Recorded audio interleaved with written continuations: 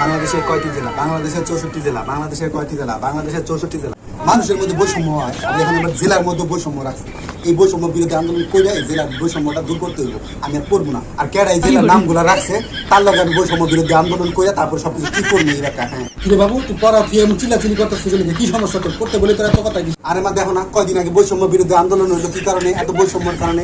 আমি জেলার নামের মধ্যে বইয়ের মধ্যে বৈষম্য রেখে দিচ্ছে। দেখ ওরে আমার পণ্ডিত, পড়া বাদ দিয়ে তুমি বৈষম্য খুঁজতে বসছো নাকি? দেখি কি বৈষম্যটা এখানে কদিন আমার।